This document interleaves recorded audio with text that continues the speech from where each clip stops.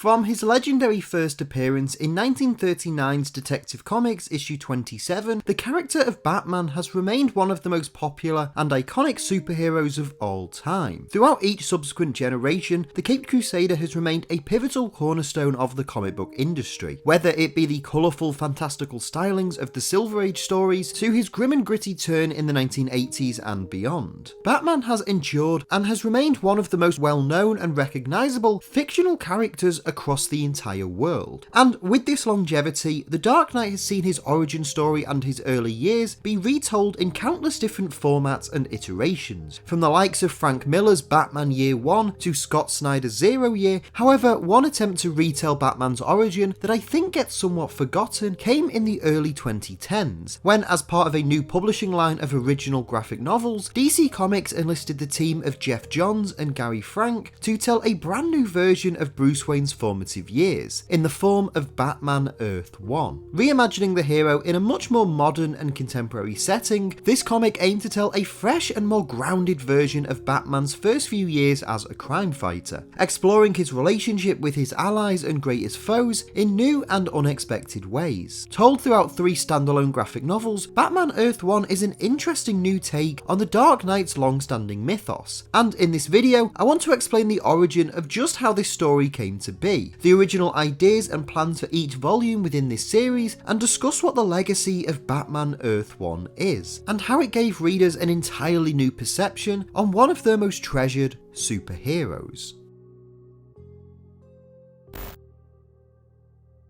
Before we continue though, just a quick reminder to leave a like on this video if you enjoy it, and subscribe to Owen Likes Comics so you don't miss out on any future videos. While the concept of an Earth 1 had existed in DC Comics since the mid-1950s, the origin of the Batman Earth 1 graphic novels are far more modern. You see, at the turn of the new millennium, Marvel Comics launched the Ultimate Comics imprint, an entirely separate comic book universe that would allow the company's writers and artists to reimagine their classic superheroes in a much more modern setting. This line of books proved to be a massive success for Marvel, and as such, DC Comics began to explore ways to launch their own new series of out-of-continuity stories. Initially, the company hoped that their fledgling All-Star imprint would be their answer to this, the idea behind it being to tell self-contained stories featuring Dream Team creative partnerships. And despite the huge success that was Grant Morrison and Frank Quitely's All-Star Superman miniseries, this publishing line quickly collapsed due to the highly controversial All-Star Batman and Robin series penned by Frank Miller. The enormous backlash to this story, alongside its troubled production and frequent delays, caused DC to scrap their All-Star label altogether, in favour of developing a new line of one-off books, this time focused on producing original graphic novels that would give writers and artists more time and freedom to tell their ideal stories. As such, DC formally announced the Earth 1 imprint in December 2009, promising a series of unique reimaginings of the company's most beloved characters. The first graphic novel released under this label came in October 2010, with J. Michael Straczynski and Shane Davis modernising and revamping the origin story of Superman. And while it's perhaps not remembered as an all-time classic Superman comic book, Superman Earth 1 was received fairly well upon its release, with the book selling over 30,000 copies by the end of the year and becoming the 5th best-selling graphic novel of 2010. With this success, expectations were high for the imprint's next release, Geoff Johns and Gary Frank's Batman Earth 1. Now, the Batman series had been announced as part of the official press release that launched the publishing line in late 2009, with DC promising a more grounded and human take on the iconic superhero. Throughout its development, Johns and Frank sought to rebuild the Batman mythos from the ground up, disassembling and reassembling almost every aspect of Bruce Wayne's life, career and lore to create a version of the character that felt both familiar and incredibly fresh. In an interview with Huffington Post, Johns talked about his approach when conceptualizing and writing this series, explaining that Gary and I spoke a lot about changing Batman. We could have changed everything about his origin if we wanted to. We had complete freedom for that, but we wanted to keep the DNA of the character. Things like Alfred are very different, and we're revolving around things that are different. Bruce's parents and what they have connections to are very different, but at the core, we wanted to have the same building blocks and tell a very different emotional story. The emotional story between Alfred and Bruce, I think, is something we haven't seen before like this. Same with Bruce and his connection with Batman. In Johns' mind, this book was an immense challenge. Batman is arguably the most well-known superhero in the world, and one whose origin story has been well covered in various forms of media. However, instead of pressure, Johns and Frank saw this as an opportunity to flip readers' expectations of a Batman origin on its head and tell a story unlike anything they'd seen previously. Batman Earth 1 would be a comic less about Batman existing as a myth, but instead as an incredibly flawed and human person, as we see Bruce Wayne struggling and attempting to craft the larger-than-life persona that readers would have come to expect. As Johns explained, "When Gary and I work together, we hopefully go to the heart of the stories. Often it's about the superhero and the villain. We wanted to make it about Bruce Wayne and the people in Gotham City. The first step in that was removing the white pupils back in his eyes so we could get to the human part of Batman. So whenever we saw him, he was still Bruce Wayne. We could still see those eyes. If we were going to tackle this, and I'd never written a Batman story before, I've written him with other characters, but I've never really written a solo story. So to do a story like this and take it from the ground up and strip away all the other stuff except the people, I wanted to look at the people and get to what would be a really interesting journey for some characters. The DNA of the characters is still there, but there are very different takes." This approach would be felt throughout every main character in this series. Not only is Bruce Wayne a far less self-assured and confident character than we might expect, but his supporting cast find themselves in very different situations than their traditional status quo. For example, in this universe, Alfred is an ex-Royal Marine who served as head of security for the Waynes during Thomas's run for mayor, and trains Bruce himself in several forms of combat. Likewise, Jim Gordon is a down-on-his-luck GCPD officer who has given up on fighting corruption within the force, whilst Oswald Cobblepot is the city's mayor. From the very first teasers and announcements, it became clear that this was going to be an entirely different take on the Batman world, and after close to 3 years of hype and build-up, Batman Earth 1 was released as an original graphic novel on the 4th of July 2012, coinciding with the release of The Dark Knight Rises. As you can imagine, anticipation was high amongst comic fans for this series, but when the first volume ultimately dropped, very few could have expected just how much of a departure from the classic incarnation of Batman that they knew and loved this book would truly be.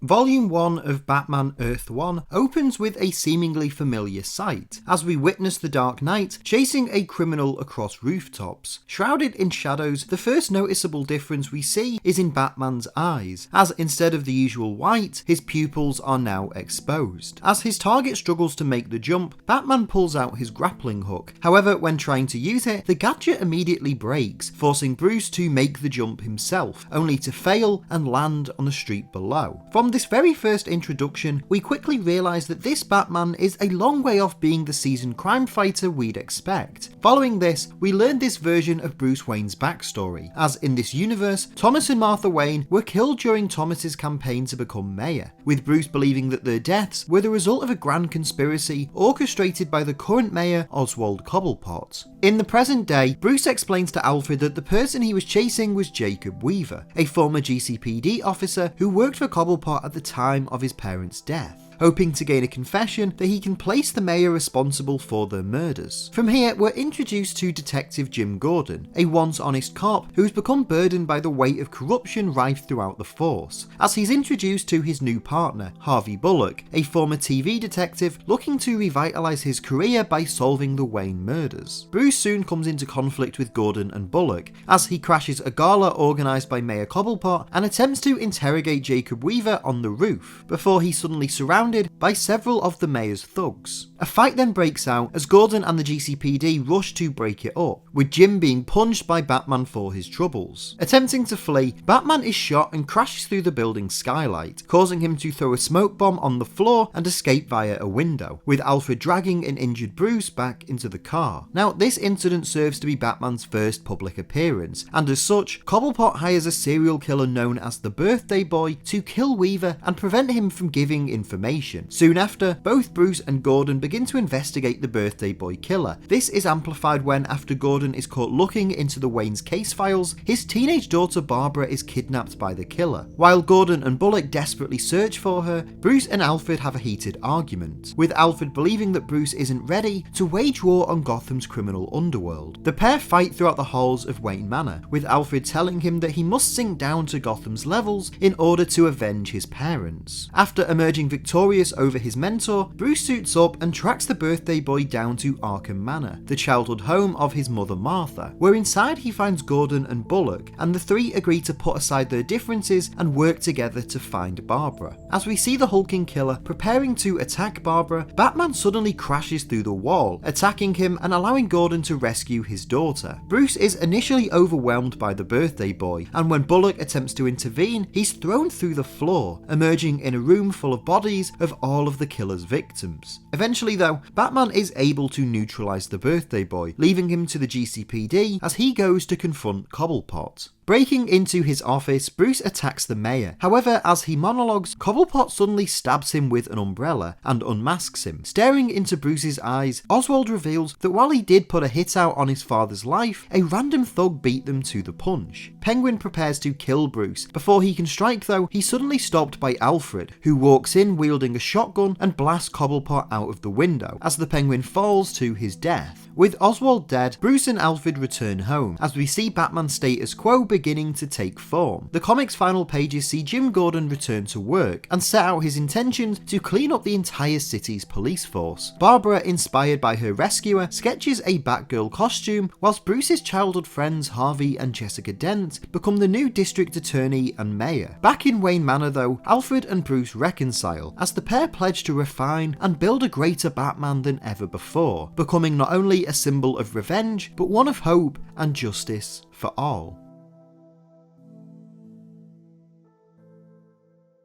Upon its July 2012 release, Volume 1 of Batman Earth 1 quickly became a big success for DC Comics. Not only did the book sell over 45,000 copies, becoming the third best-selling graphic novel of 2012, but the response by fans and critics was largely very positive, with many praising Gary Frank's artwork and Geoff Johns' more grounded and humanized take on the Batman character. As a result, plans were quickly put in place to develop a second volume, initially set for release the following year. However, the book would experience a number of delays, eventually hitting shelves on May 6, 2015. This volume would pick up 6 months after its predecessor, as we see Bruce now growing into the Batman persona. Much of this volume focuses on Bruce's relationship with Jessica and Harvey Dent, with the former becoming not only a romantic interest, but also seeking his help in continuing his parents' dream of improving the city. Meanwhile, Batman and Gordon begin investigating the remains of Penguin's empire, discovering that 5 people have taken over what remains of it. They later investigate a crime scene together and realise that one of the people killed was linked to Cobblepot's criminal underworld. They also discover a giant question mark painted at the crime scene, theorising that someone is targeting various members of Gotham's corrupt elite. This theory proves to be true, as only a few days later, Gotham Museum is blown up during a fundraiser. During the chaos, Batman spots a lone figure watching on from a faraway rooftop, chasing him down only to be outsmarted by the bomber and attacked from behind. Batman falls and lands on a nearby balcony, where he's taken inside by Selina Kyle, who treats his wounds and tells Bruce that many of the downtrodden people of the city consider Batman to be a hero. The next day, Jessica receives a strange box with a question mark on it, rushing to Wayne Manor and seeking Bruce's help. Bruce isn't there though, as he and Gordon head into the sewers searching for the bomber's hideout. Struggling to find it, instead Batman is confronted by Killer Croc, who after a brief fight agrees to help the pair track down the villain's location. They do eventually find his hideout, with the bomber calling himself the Riddler has left behind clues for his next attack, with Bruce rushing to stop him from blowing up the first-class carriage of a subway train. Bruce watches in horror as Riddler detonates the explosives, being unable to rescue all of the passengers changes in time. Shaken, he returns home and finds Jessica there waiting for him. She reveals that she knows that Bruce is Batman and needs his help to bring down the last of the 5 targets before the Riddler assassinates them. As this is going on though, Gordon and the GCPD arrive with a warrant to arrest Bruce, as we discover that he has been framed as the Riddler. Bruce and Alfred are both held in the police precinct, alongside Jessica and Harvey Dent, before a riot breaks out between the various inmates. Using this as a diversion to change into his costume, Batman works with Gordon and Bullock to try and detain the prisoners. However, during the riot, Harvey is attacked by a gang with a Molotov cocktail, burning and scarring one side of his face. Jessica rushes to check on Harvey, pressing her face against his and scarring the left side of her face as he dies. Realizing that the Riddler is responsible for the breakout, Batman chases the villain through the Gotham streets, before luring him back into the sewers, and with the help of Killer Croc, is able to subdue the Riddler and stop him from detonating his next explosive. With the Riddler defeated and Bruce Wayne's name now cleared, he visits Jessica in hospital, where we discover that the trauma of Harvey's death has caused her to develop a split personality based on her brother.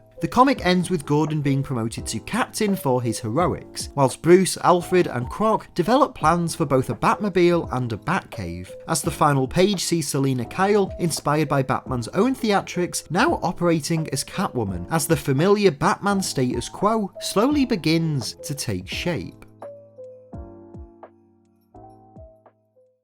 Before we continue though, I'd just like to thank Magic Spoon for sponsoring this video. Growing up, I used to love cereal. Whether it's for breakfast or a late night snack, I would eat a ton of cereal as a kid. Recently though, I began trying to cut it out of my diet. That is before discovering Magic Spoon, a cereal that is not only healthy, but still retains all of the great taste and flavour of classic sugary cereal. Magic Spoon have sent me a ton of their great flavours recently. I've been really loving the cookies and cream, and their cereals have 0 grams of sugar, 13 to 14 grams of protein, only 4 net grams of carbs in each serving, and only 140 calories per serving too. They're also keto friendly, gluten free, grain free, soy free and low carb. Click the link in this video's description to grab a variety pack and try it today, or go to magicspoon.com/OwenLikesComics, and be sure to use the promo code OwenLikesComics at checkout to get $5 off any order. Now back to the video. Despite its delayed production and release, Batman Earth 1 Volume 2 proved to be a respectable follow-up to the initial chapter of this story. Throughout it, Johns and Frank continued their aim of fleshing out this new Batman world, not only strengthening Bruce Wayne's relationships with Jim Gordon, the GCPD and the Dents, but also highlighting both his improved skills as a detective and a better understanding of his role as a symbol, seeking to help and inspire the people of Gotham, both as Batman and as Bruce Wayne. Upon its 2015 release, Volume 2 of Batman Earth 1 was generally received well, with many commenting on how the book improved on many of the themes established in the first chapter of the story, while slowly building towards a status quo that more closely resembled Batman's corner of the traditional DC universe. Because of this, anticipation was naturally high for a third installment in this series, especially given the previous volume ended with the shocking twist of Harvey Dent's death, setting up Jessica to become Two-Face as well as the introduction of Catwoman. However, much like Volume 2, a third volume of Batman Earth 1 would take a number of years to hit shelves. Initially, it was planned for release in 2018. However, due to Geoff Johns' commitments on a number of different high-profile DC events, such as Doomsday Clock and 3 Jokers, it was eventually delayed by a total of 3 years, only being released in June of 2021. Promoted as the final installment in this series, Volume 3 would pick up a month after the ending of Volume 2, starting with the reveal that Bruce's grandfather Adrian Arkham is still alive. After setting up his new base of operations in an abandoned subway station, Bruce receives a call from Jim Gordon, intercepting a shipment of illegal weapons being imported at the Gotham docks, where he's aided by Catwoman. Following this, we're reintroduced to Jessica Dent, now wearing a mask, as she reassumes her duties as the Gotham mayor. It's during this press conference that Bruce and Alfred receive a call about Adrian Arkham, with the pair rushing to the hospital to see him. Shocked that his elderly grandfather is somehow alive, Bruce decides to bring Adrian home to Wayne Manor, attempting to care for him and learn more of his family's history. Whilst Adrian heals, Batman intercepts another arms deal, this time interrogating the seller with the help of Killer Croc, who reveals that the shipments are all being orchestrated by Harvey Dent. Baffled at this, Bruce meets with Jessica, who insists that her brother is dead. As they talk though, Jess's phone rings and Bruce hears her brother's voice on the other line, with Harvey telling her to leave Gotham immediately before he sentences the entire city to death. After relaying this info to Gordon, Batman and Catwoman meet atop a rooftop, with the Dark Knight enlisting her help in tracking down Harvey Dent. Bruce returns home to find that Adrian has escaped to Arkham Manor, where he explains to his grandson that the Arkham family has been cursed by bats for centuries, causing each generation of the family to go insane and die. Bruce attempts to calm Adrian down, who explains that his wife attempted to kill Bruce's mother Martha after the loss of her unborn son, and fears that Bruce has inherited the curse as well. After he, Alfred and Croc dig up Harvey's grave, finding his coffin empty, Batman receives a call from Selina Kyle, alerting him to one final shipment of explosives being driven into Gotham later that night. With Catwoman, Gordon and the GCPD all by his side, Batman ambushes the shipment, where he discovers that Jessica Dent is the person responsible for orchestrating this, having developed a second personality based on that of her brother's after the trauma of Harvey's death. We quickly realise that this alternate personality is beginning to take control of Jessica more and more, and as Batman confronts her, he's attacked from behind by Adrian Arkham. Waking up in the cellar underneath Arkham Manor, Adrian explains to Bruce that he's been working for Jessica, seeking to save his grandson's soul and end the Arkham curse once and for all with his death. With help from Catwoman and Gordon, Bruce is able to free himself and subdue Adrian, who, as the manor is suddenly set ablaze, shockingly begins to melt and dissolve. As the manor begins to crumble, Batman attempts to reason with Jessica, before she, fearing Harvey's control and the danger he may do, attempts to leap from the window and take her own life, only to be saved by Killer Croc. Sometime later, it's revealed that Adrian Arkham was actually an imposter, with Dent having hired an unknown individual with the ability to mould his body like clay to impersonate Bruce's deceased grandfather. Meanwhile, we learn that Bruce has now rebuilt Arkham Manor into a hospital, aiming to help and care for Jessica and also continue his mission to protect Gotham City, both as a vigilante and a public figure. The comic then concludes with an extended passage of time, as Batman not only refines his crime-fighting skills, but begins to recruit a team of new heroes to fight alongside him, including Catwoman, Killer Croc, Ragman, Batgirl and Robin. The climax of this story sees this new team known as the Outsiders assembling in the underground subway station, now transformed into the Batcave, as a prison convoy is intercepted by an unknown figure. The figure reveals himself to be none other than the Joker, announcing his presence in gruesome fashion as the Dark Knight's world becomes fully realised. Having read all 3 volumes of this series, I think that Batman Earth 1 has a rather interesting legacy as an alternate universe version of the Caped Crusader. Although I certainly don't prefer it to the traditional status quo seen in the mainline DC comics, I do find this universe's depiction of Bruce Wayne to be a far more humanised and fallible hero, as we watch him throughout each volume slowly become the hero that we see in the regular comic books and in other media. Each of the 3 Batman Earth 1 books does a solid job in progressing Bruce's journey into truly becoming Batman, as well as demonstrating how Gotham City and those within it grow alongside him, with the likes of Jim Gordon, Catwoman and all of the various villains we see in each of these books developing alongside Batman's growing legacy. In several ways, Johns and Frank's approach to building the Batman mythos is reminiscent of books like Ultimate Spider-Man, providing a remix of many aspects of Batman's lore and changing them up in a way to tell a more modern and contemporary story with them. And while Batman Earth 1 was from the very beginning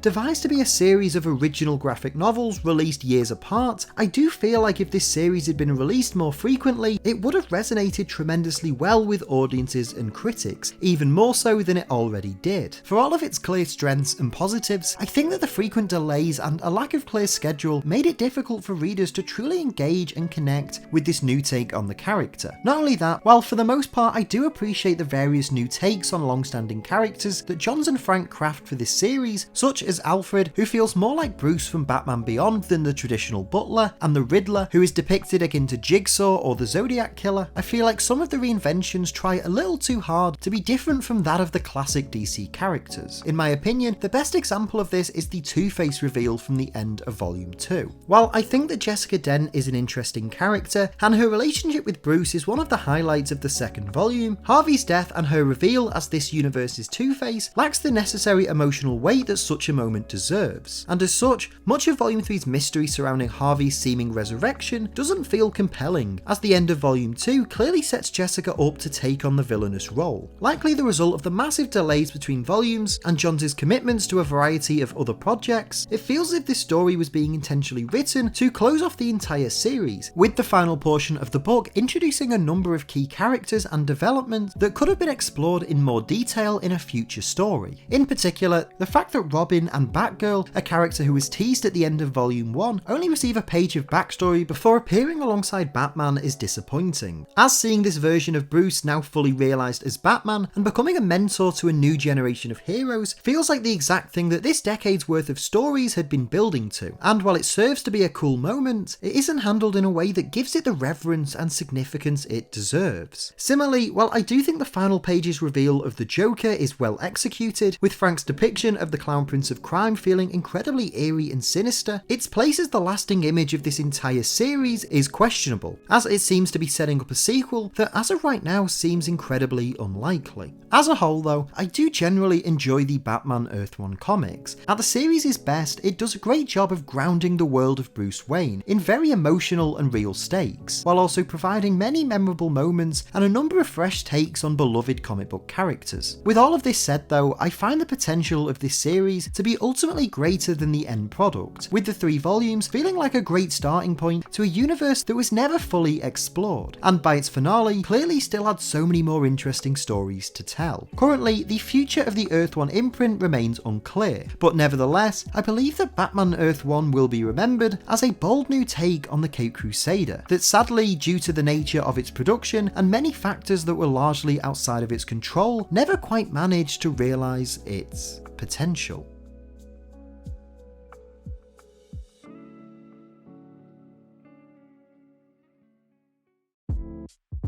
Hey everyone, thank you so much for watching today's video. I hope you enjoyed it. If you did, please make sure to leave a like on the video and leave a comment down below as well. Let me know your thoughts on everything we talked about in today's video. I can't wait to hear what you have to say as always. If you're new to Owen Likes Comics, please make sure to hit the subscribe button and the notify bell so you don't miss out on any future videos. And if you enjoyed this and you want some more, there should be some other videos on screen right now that you might also enjoy. If you want to help support the channel and help me make more videos, you can do so over at patreon.com/OwenLikesComics. Or if you just want some more of me, you can follow me on Twitter just at OwenLikesComics. That's all for this video though. Again, thank you all so much for watching. I hope you enjoyed it, and hopefully I'll see you next time. But until then, take care and keep reading.